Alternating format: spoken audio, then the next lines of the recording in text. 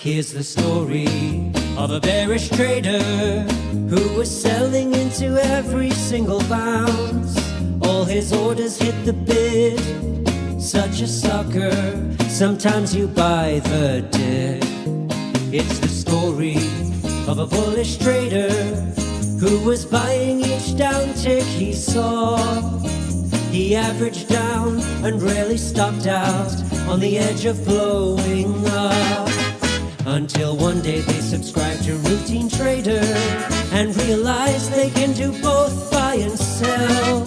That there are two sides to Mr. Market, and beating him both ways is pretty swell. Yeah, pretty swell, so very swell. Beating Mr. Market both ways is pretty swell.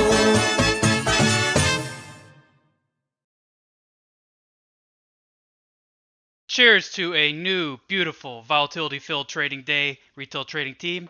I'm Master, this is your routine briefing, and we're going to party like it's 2009.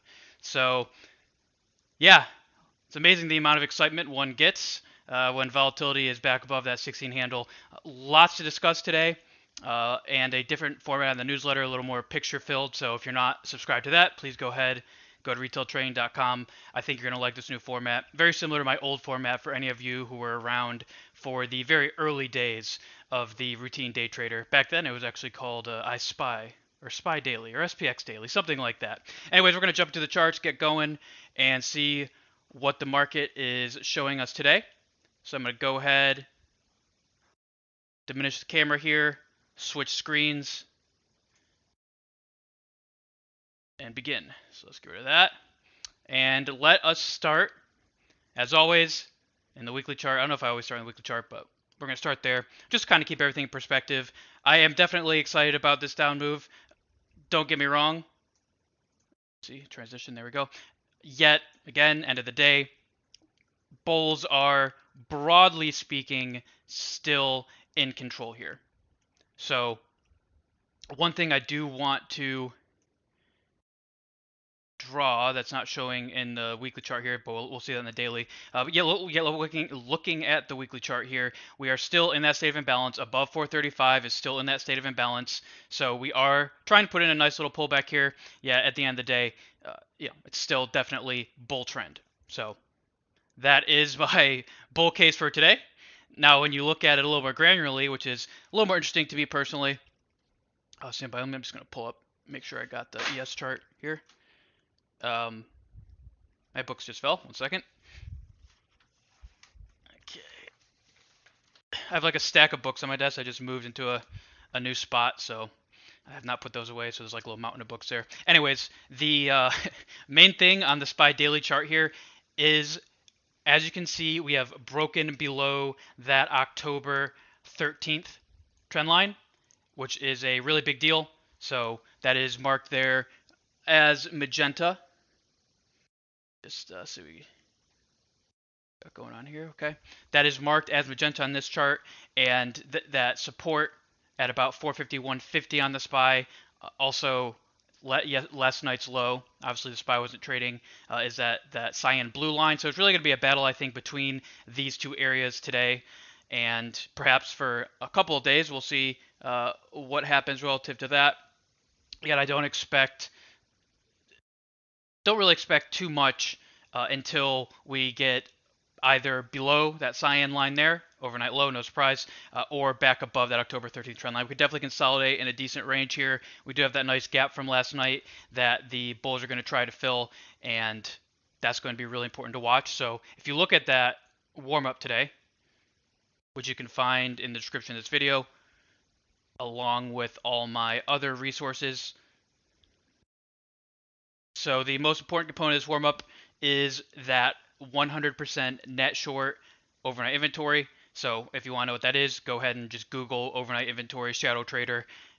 I think it's shadow trader. Yeah, go ahead and Google that and you'll see a pretty good write-up. I link that all the time in my newsletters. What that means is, just broadly speaking,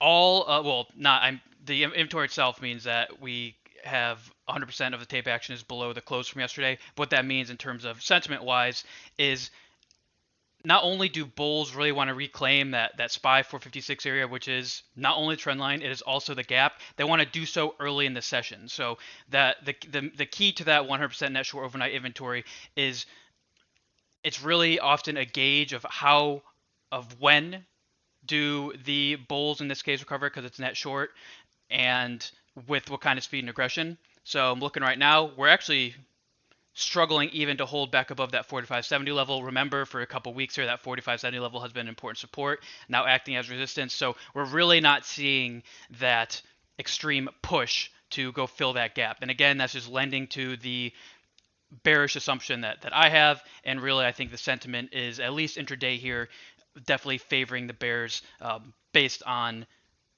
that. So we'll see. It's very early, obviously, yet as the day progresses and we do not make moves higher, and especially if VIX holds, we'll look at VIX in a second here, /VX, that does give a strong case to the bear side for short term. Short term, remember that weekly chart. Big picture, this is just a blip, a small little pullback. Yet for day traders, which is what I am, and I think the 5 of you who watch are, that is going to be a really important thing to watch. So just another thing I'll just point out real quick. You saw that nice bounce yesterday from right beyond that expected move area. So watch what happens as we kind of hang out around here. I see we're hanging out around here now again. The longer we consolidate in this expected move zone, the more likely we are to break through. That's just historically how that goes. So also these SPY levels you can see here, those are updated. Those are the most important ones. Again, pretty clear. 456. It's 456 to 58. So we'll actually just put 56 to 58 right there. Those are going to be our SPY levels, and I'll update anything on here throughout the day if and when it does become relevant. So that is the warp document. Let's look a little more granular before going to look at VIX here. So let's go to the 4-hour chart. This is my favorite chart. It's the one that I share.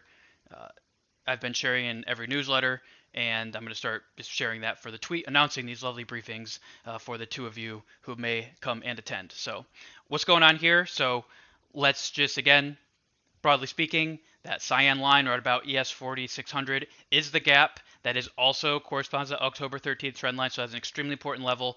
Yet really, in terms of the nearest levels here, I'm watching that yellow, the bottom of the channel. This was the channel. This yellow dotted line here, or dashed line here rather, corresponds to about 45.80 on the ES. The bulls have to first recover that to do anything. So we're talking about that over that 100% net short inventory earlier. Before they can even think about going after that gap, they got to get back above that level. So I see that really as a battleground today. I'm not myself getting involved. I had a really nice overnight trade shorting that 87 level. So I'm not desperate to get involved too much here. I just kind of want to watch and see and wait for that breakout below. So you can see that below us, that dashed green line has been an important demand zone for a couple weeks now, and it's also really, I think, that breakout level. So we start to pop below that overnight low and accept below it. Was acceptance look like? About 5 points, speed and aggression. I also like to see a retest. If and when that starts to happen, that's when I think we get that breakout. And that breakout, I think, is going to go target that 443 area, which is right here, this rectangle area near about 4490-ish, with potential supports at those green dotted lines along the way. But that overnight low is an extremely important level, especially with the reclaim. So we had a strong reclaim of that low that often begins recoveries. So if we are unable to recover, again, lending to the bear case, showing that 100% net short overnight inventory is not a trap and it is the beginning of a potential corrective leg. So watching that level closely. So just to review, main levels today, overnight low level, that 45.80, not particularly tradable, but again, I think we pop back above that. Intraday here, the bulls get a little bit of momentum. And then finally, the major level is that cyan line at that gap, a little bit below 4,600 on the ES. So that is the major price structure that I want to look at. And finally, volatility is an important chart again as well. So I've been talking about this 1620 area for a couple weeks now. We are above it. We seem to be trying to accept above it. And as long as we are above it, short term, again, always remember that weekly chart, bulls still control big picture. Short term to potentially medium term, we're above 1620, bears are in control, bearish momentum, looking for bearish plays, not interested in buying the dip. So that 1620 level, hugely important going forward for at least the next couple of days. And on the flip side of things, if we do start to fill this gap, which you can see that white rectangle, that is kind of showing a shift back to the bulls, I would say. And I think that would correspond to at least that pop back above that yellow dashed line, again, back into the channel. I think that would correspond to that, and potentially even all the way up to that gap fill. So important levels to watch on VIX. Obviously, we have that support at 1450, but mainly it's the 1620 area and then this 1520 gap fill area in the VX as well. So that is what I got going for this lovely volatility filled day and this routine briefing. So thanks for hanging out. As always, links to all the cool stuff is in the description. Newsletter is available at retailtrading.com, and I appreciate any engagement in the comment section of this video itself or on Twitter, where you can find me at Routine Trader. So if you did find this information useful, always appreciate that thumbs up. It helps with the algorithm. And besides that, I wish you an excellent rest of your day. I thank you for your attention.